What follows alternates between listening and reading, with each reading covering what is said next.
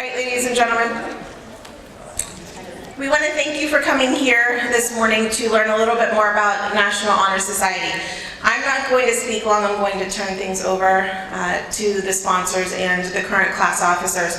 But the purpose of this meeting is for us to go through the application process with you. So we'll be sharing a lot of information with you this morning. Our goal is to help you understand how to fill out the application, because when it comes to actually determining whether or not you're admitted into NHS, it is completely 100% based upon what you put on this application, because it is an anonymous application. So we want to make sure that we take the time to make sure you understand how to do this so that your application is the best that it can possibly be. So please give this morning's speakers your complete attention. If you want to take some notes, that might not be a bad idea. And we're going to get moving. Morning, guys. All right, so I recognize some familiar faces out there. For those of you who don't know me, I'm Miss Lang. Dr. Satal is over there. We're the sponsors for the National Honor Society. So like Mrs. Burns said, we're going to talk to you about the process for the application, like how do you apply, what's going to help you get into NHS. But before we do that, I actually want you to hear from some of our current members. So we have our officers here today. And I want them just to give you an overview of, like, if you get into NHS, what can you get out of it? What can you do in NHS? And so they're going to share their experiences with you so you can see not only how to apply, but maybe why you want to apply. So I'll turn things over to Martha Lane, who's our current president. Okay, hi everybody. So like Ms. Lang said, I'm Martha. And so my favorite thing about NHS, that sounds really cheesy, is that as individuals, every member of NHS has accomplished some really cool, interesting things in like service and leadership and stuff like that. But when all those people come together, it gives the opportunity to accomplish some really cool things that we've done this year. For example, like this year at every meeting, we've done a service project, and that's just something really cool that, like on their own, maybe they couldn't have done by themselves, but when we all come together, it's something we can do. So this is Mahek. Hi guys, I'm the current vice president. So my favorite part of NHS would be the TRI events that we do. So TRI stands for Together for Retarded Youth, and that's the organization that we've kind of partnered with. So if you do end up becoming a member, you are required to go to one TRI event throughout the year, and they are so fun. You get to do things like, dances, or we go to like this harvest festival at the beginning of the year. There's an Easter egg hunt this weekend, and it's just a really nice way to give back to the community with your fellow members.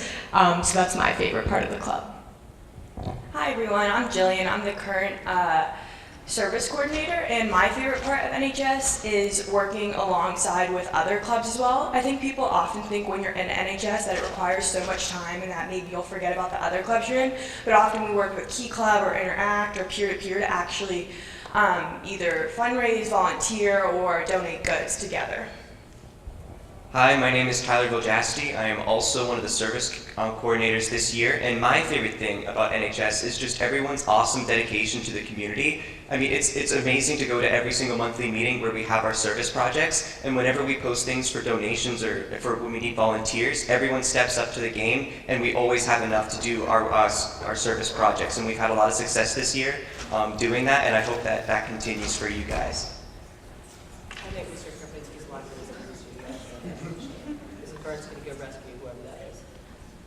Hello, I'm Ben. I'm the current secretary, and I think my favorite part of NHS is all of the ways that we're able to help out in the community, because usually whenever people think of NHS, they just think about the service hours requirement, but at each of our meetings we also do a fun little service activity, whether that be writing Christmas cards to faculty, or even planting flowers for residents of a nursing home.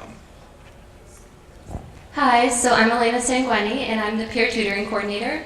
And my favorite part of NHS, kind of like what Ben said, is all the service projects we do as a whole organization together at each meeting. And also as a peer tutoring coordinator, it's so great to be able to help some of our peers succeed more in their classes. Hi, my name is Andy. I'm the current treasurer, and my favorite thing about NHS is having the sponsors that we do, Ms. Slang and Dr. Satala. They're very understanding of your needs, as well as being very reliable sources when it comes to volunteering as well as giving back to the community. But at the same time, there's an expectation to fulfill all your obligations and duties. But anyway, it's a great club.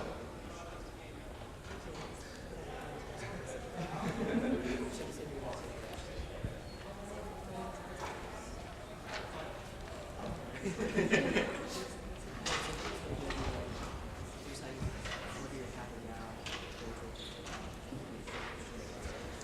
so hopefully you got some things out of what they shared with you, and it is a great organization to be a part of. So I'll talk to you now about the actual application. So the first thing, we actually have 4 pillars of National Honor Society. So I'll talk to you about the first one, and then Dr. Sutala will talk about the other 3. First one is scholarship, what makes you eligible to apply. So at the end of this year, we asked the guidance to give us a list of your cumulative GPAs. So if you have a cumulative GPA of 3.75 or higher, you will be sent an application it's usually like late June, early July. So there's no need to ask for an application. We will automatically send you one if you are eligible. Just remember, just because you have a 3.75 GPA or higher does not mean that you're automatically going to be in NHS, but you'll be invited to apply. So that's our first pillar there is scholarship. And this is not only for juniors, but also any current juniors who are going to be seniors next year will be eligible to apply as well. Okay, so you'll get this application in late June or early July, and it's not due until the 2nd week in September, which means that you have a long time to do it. So please make sure you take that time, don't procrastinate, make sure you're using it wisely because you do have a couple months to complete it, so we expect that it's completed very well. Okay, so like I said, just because you have a 3.75 GPA or higher does not mean that you'll automatically be accepted, but NHS is not an honor roll. Like I said, we have 4 pillars, and we'll talk about the other pillars later, but they're all weighted equally. So it's not just like you have a high GPA, you're in NHS. That's not quite the way it works. So we want you to have a genuine interest and experience in leadership and service. So that's something that we're looking for. And like I said, all 4 pillars are weighted equally. So what happens is once you fill out your application, which I'll talk a little bit more about, it goes to what we call the Faculty Council. And the Faculty Council is a group of teachers, guidance counselors, who read your applications and they decide, okay, these students meet the pillars, they're accepted, and then these students do not. So that's how the process kind of works. But they look at all 4 pillars equally. So it doesn't matter, if you're oh, I do a lot of service, and you think that that's going to get you into NHS, just be careful because you have to show that you have the other pillars as well. So you have to show leadership experience as well, which is one of our pillars, scholarship, and then character is the other one. So that's what we're looking for. Ms. Lang and I, we run the process. We do all the paperwork and organize it, but we do not vote acceptance or not acceptance. That's purely the Faculty Council. And they come back and tell us in a meeting, these people are accepted, these people are not accepted. And then we have a big discussion. Anybody that we are not going to accept, or anybody that they don't accept, there's a big discussion about it, and we look for ways is there any way the student can be accepted or not, and it goes from there.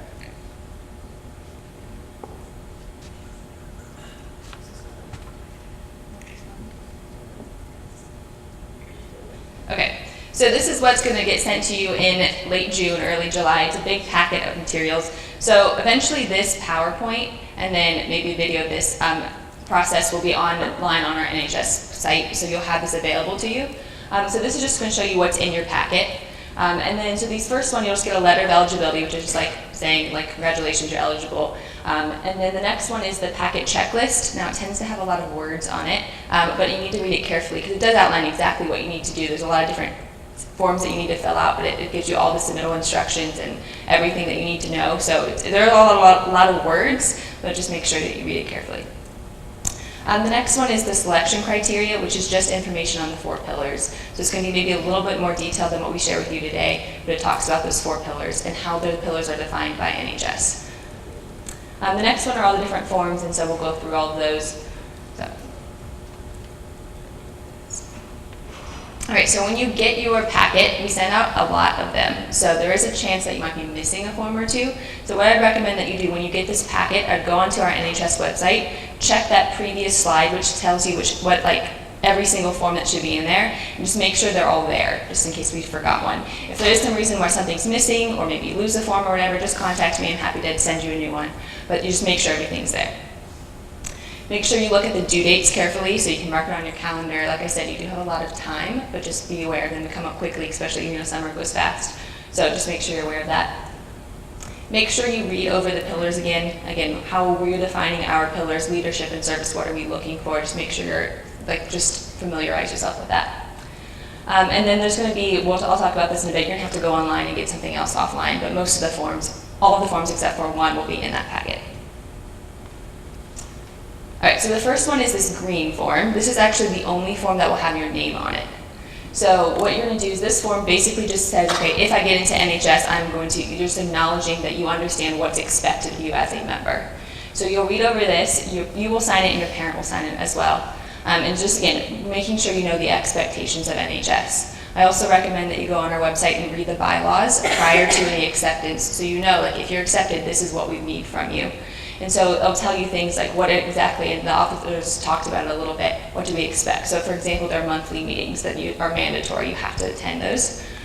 We require 20 hours of service per semester, and then 10 hours of service in the summer between your junior and senior year.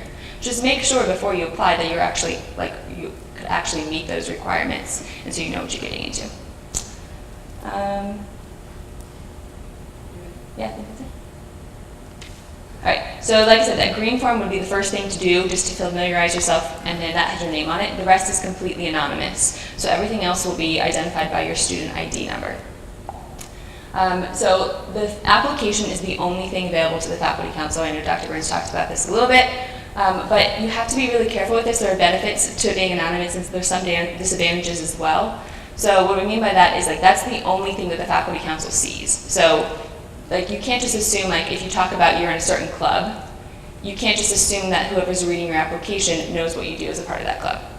So you have to be really, really specific and really detailed about what it is that you're doing and how you're meeting these requirements. So sometimes I think if it's anonymous, if your name's not attached to it, you have to put a little bit more detail into it, I guess is what I'm saying.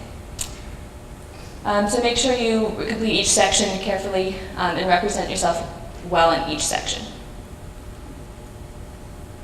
Alright, so the next form that you'll do is it's actually, you have to go online and do it. So you'll go to the NHS website in Pine Ridgeland, and it's like a Word document that you actually type directly into. That's the actual part that you kind of type into yourself. And so I'll talk to you about in a second the parts of that application, but you actually have to go onto the website, download it, type into it, and then eventually you'll print it out. And again, it's a completely anonymous, you'll just have to make sure you type your student ID in there. Alright, so this is the way that the candidacy form works. This is what you have to print out.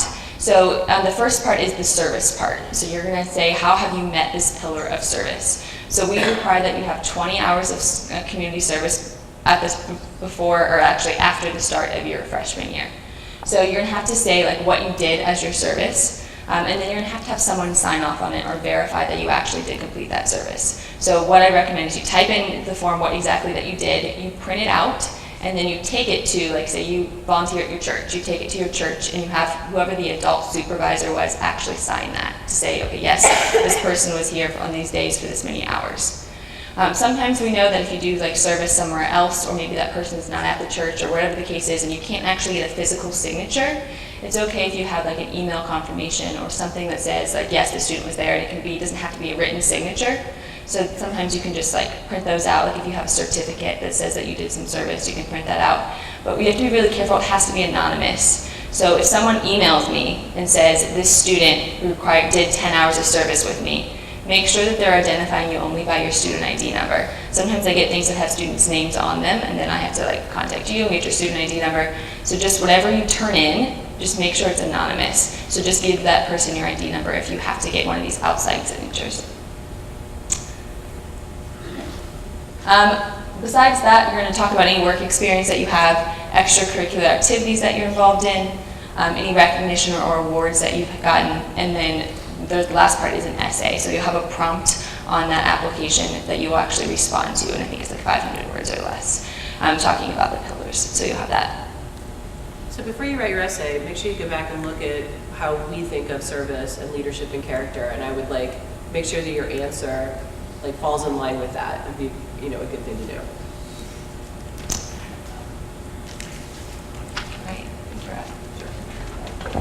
Okay, so now I'm going to talk about the other forms, and these are all going to be color-coded when you get them in your application. Okay, so the first one, you want to carefully select your recommender, so it can't be a peer, all right? Even if that's the person you work closely with, it has to be an adult, and it should not be a family member. Okay, be sure that they can provide evidence and not just a general, if you're in a youth group with 200 people, and they know you go to stuff, but they don't know you personally, then that person probably can't attest to specifics for you. So try to pick somebody carefully, because you only have so many documents to really represent yourself well. Okay, so there are a couple of things that people generally get into trouble with when they submit their application. So when we look for leadership, we look for a couple of things. Number one, it can't be something that you just did by yourself. You actually have to lead other humans. And I know it's funny to say humans, but leading cats somewhere, you might love cats, but that would not qualify as leadership for us. You have to lead other humans. Okay, also sometimes people run into trouble with work-related things. So let's say you're a lifeguard. I mean, by the nature of that job, you could say that's a leadership position. However, that's just what you're getting paid for. So if you're, up there and you're like leading classes or whatever, that doesn't necessarily count for leadership for us, because it's just what you're paid to do. If you're a student manager at Panera, that wouldn't necessarily count as leadership. Now, I would say if you are a worker at Panera and you're just so good that what you do is you end up on your own, like training lots of other people, and you figure out what they need and you train it and somebody can attest to that, and it's not something that you're necessarily paid for as part of your job description, then that could count as leadership. But you have to describe that really well. It has to be very clear to us that you're going above and beyond like what you're being paid to do. Okay? If you have any questions about that, feel free to come and ask one of us. Okay? All right, so leading by example, like we get that a lot of time, if you're just like a really great student. Well, we sort of expect everyone to be really great students, so just leading by example isn't enough. You have to actually go and do something else above and beyond, okay? And make sure you give your people enough time. So if you can, like contact them even before the school year starts. Someone like, raise your hand if you have Mr. Byko. Right, raise your hand if you would ask Mr. Byko to write your letter of recommendation. Oh no, the RHA has put you over the edge? Well, he usually ends up filling out like 30 of these things, so he's going to need some time. Like he can't get 30 the day before it's due, so people that teach like honors sophomores generally get tapped to write more of these things than others, so you need to give those people a little bit of time.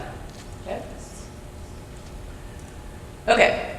The forms are confidential, so once again, you should put your student ID on them and nothing else. Now, the other thing is you've waived the right to read what they say. And so for that reason, you cannot turn in any of the recommendation forms yourself, all right? They need to go directly to one of our mailboxes. So if it's a teacher in the school, they don't need to put it in a stamped envelope, okay? They can just put it in their mailbox when they're done.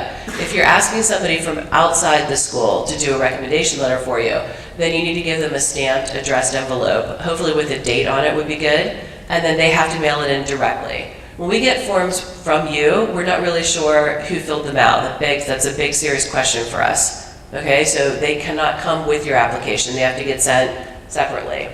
All right? Okay, and then a couple years ago, we ended up with some people whose recommenders never submitted their stuff, and then their applications were incomplete. And so it begged the question, what was fair and what was not fair for you? Because you may have given somebody enough time and they just never submitted it. So what we started last year was a Google Sheet, and there will be a classroom code for you in the application where you can log into that classroom. And as recommendations come in, Ms. Lang does an amazing job with this. She logs everything in, so you can go down and look at your student number, and you can see whose recommendations have already come in. Now that being said, towards the end of this process, she may get 60 of these letters in her mailbox, and she has a full-time job. So you got to give her 48 hours to get that stuff logged in. It's not like she can stop teaching Algebra 2 and just spend all period logging stuff. Give her a break. So, but then go on. I would say if the person submitted it and it's been 72 hours and it's not up there, then I might go and check, especially as we get closer and closer to the deadline. So that's your responsibility to check and make sure all your stuff has been turned in. Oh, also just to add on that, sometimes it takes a little while to get through the mail. The front office sorts it. Mrs. Duff over there, she has to sort all the mail and put it in my mailbox. It sometimes takes a little longer than the normal mail would.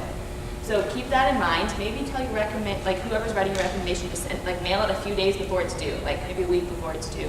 That way you just don't have to worry about that. It does take some time to get through the mail, so just keep that in mind. Yeah. Okay, so here's an example of a teacher recommendation form. And I know that's too small for you to see, but you can see the structure of it. So you need 2 of these. And the teacher would fill out how well they know you, and then there's a little checklist on things that mostly deal with your character and how you are in the classroom. And they rank it with 1 through 5s. And then on the back, they do a little narrative about you. Okay? Oh, and 1 must be from a core subject. So that's math, English, social studies, or science. Okay, then you're also going to do one community member form, and this is where we generally get a lot about your character. Okay, it's basically, very similar. There's a space in the back for them to write a little narrative about you, but there's a checklist on things, and it's how we assess your character. So we talk about what we're looking for, so the person has an idea. And once again, it has to be specific actions.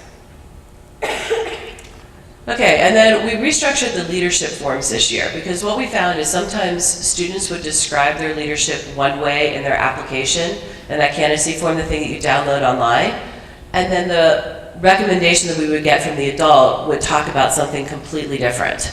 And so we're like, well, that's not a mismatch. So we had trouble with that mismatch. So what we're going to do this year is instead of you typing into the candidacy form for your leadership, you fill out one side of this. So you describe your leadership. And then on the back, the adult either agrees or disagrees with your description and then adds on some more things. And then there's like a checkbox thing in the back. That way, we're sure there's a match, and we'll take away that as an issue.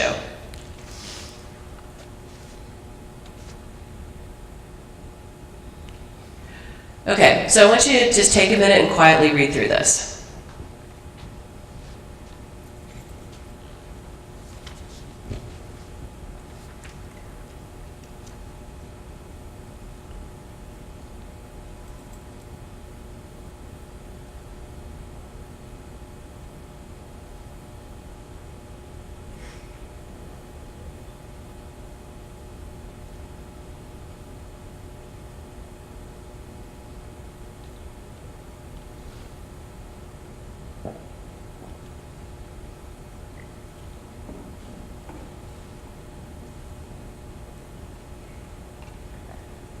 Okay, so I just want to highlight some specifics. So some people would think being named the captain of the lacrosse team would count as leadership.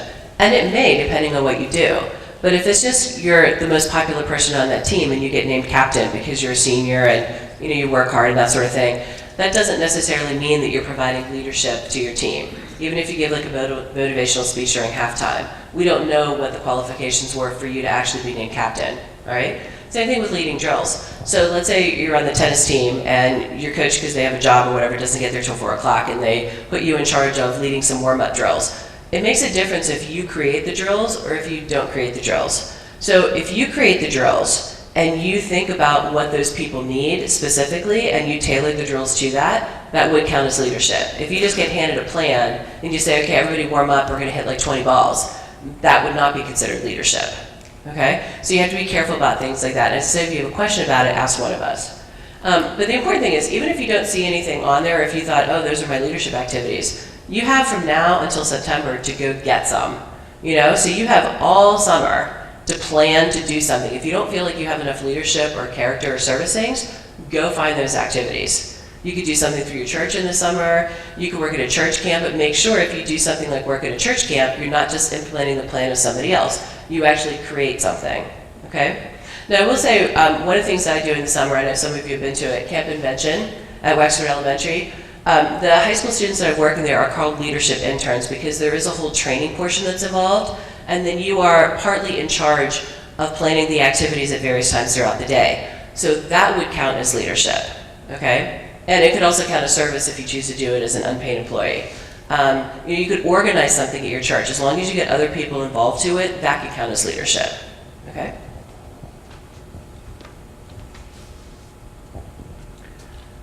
Okay, so what you're going to turn in to Ms. Lang's room is the week applications are due. You're going to put the thing that you printed out in a big envelope with your student number on it, and there's going to be a box in her room that you just go and you check it into. And then that other form where you and your parents had to sign off, I understand the requirements, that goes in a separate one. Because one has your name, one doesn't have your name, okay? And then everything else should come to us in the mail. And then what we do is we get together with the officers on the Friday everything's due, and we open all the envelopes and we sort them out. We say, okay, here's a pile for this number, here's a pile for that number. We staple everything together, and then we organize it. And then there's a day, sometime in the next 2 weeks, where the faculty council gets together and they read through applications, and then we have a discussion, and then we make a decision. Okay, so do you have any questions for us?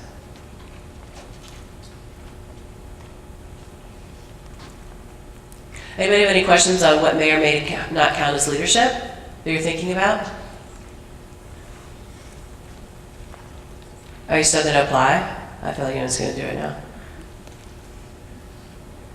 Okay. All right, well, so we'll just give you some like quick summary things, so like highlights of like this presentation. So one of the things is when you print out that application, your Word document that you type directly into, this is going to sound silly, but make sure you proofread it. You wouldn't believe, like we get things and some people haven't clearly read over it, or they're not writing incomplete sentences. That just does not look well with faculty council. If they're reading something that has a bunch of typos and it's just like not, like your grammar's bad, like it's just not going to look well on you. So please make sure you take the time and actually proofread, make sure that application looks good. And again, I just want to highlight, again, I know it's hard to talk about yourself, but you have to speak really highly of yourself. You have to be really specific about things that you're doing. And you can't just assume that someone's going to you're going to write something and someone's going to know what that means. So like, for example, we run into the problems in the past where people will say that they did some leadership experience, but they'll be really vague about it and just say, I did this. And then the faculty council doesn't have enough evidence to see that they actually had leadership. And so then they'll come back to us and say, well, we did this, this, and this with this leadership, but it was never on their form, or it was never in their application. And we can't just assume things. Like if you just say, I worked at a camp, we can't assume what you did there. So it's hard to do. Maybe like have a parent read over it or something after that, just to kind of make sure that everything's really clear. But we've run into that problem in the past. Other problems we've run into in the past is people, this is not really your fault or a student's fault, but it's when your adult, the people who are writing your recommendations don't get them in on time.